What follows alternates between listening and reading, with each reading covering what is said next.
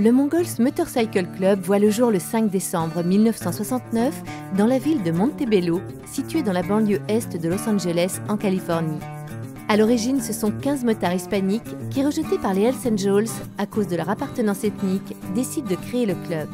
Le nom ainsi que le logo de l'organisation sont un hommage au célèbre empire mongol mené par Gengis Khan qui s'étendit des confins de l'Asie jusqu'aux portes de l'Europe.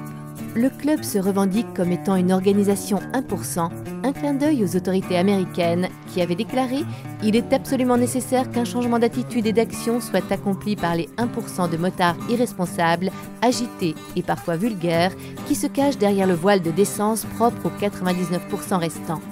5 ans après sa création, le club gagne en influence et commence à s'étendre lentement à toute la Californie, permettant la création d'autres chapitres. Il ne s'agit alors pas encore d'une organisation criminelle, mais d'une bande que la police américaine qualifie de petits voyous. Mais certains trouvent offensants les dossards portés par les Mongols sur leurs vestes. Tous les motards criminalisés doivent en effet porter les couleurs de leur club.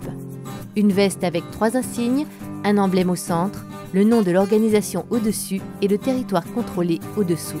En 1975, les Mongols ne comptent pas encore 100 membres, mais ils commencent à porter un dossard Californie.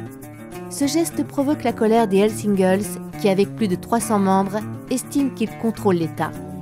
Pour eux, le dossard des Mongols est une insulte assez grave pour justifier une vague de meurtres sanglants. Cette vague d'homicides marque le début d'un long conflit entre les deux clubs, mais également le début des Mongols en tant que véritable organisation criminelle. À la même époque a lieu la fin de la guerre du Vietnam. Les vétérans, tout juste rentrés au pays, ont particulièrement du mal à se réadapter à la vie civile et rejoignent en masse les rangs des clubs de moto. Eux, qui usaient de codes de silence, de respect et de camaraderie, retrouvent au sein des différentes organisations ce principe fondamental de fraternité qui régit celle-ci. Profitant de cet effet post-guerre du Vietnam, les Mongols vont très rapidement s'étendre en dehors de la Californie et s'installer dans 14 autres régions des États-Unis. Les Mongols se sont connus pour avoir beaucoup d'altercations avec les forces de l'ordre. Trafic de drogue, meurtres, extorsion et agressions sont monnaie courante au sein du club.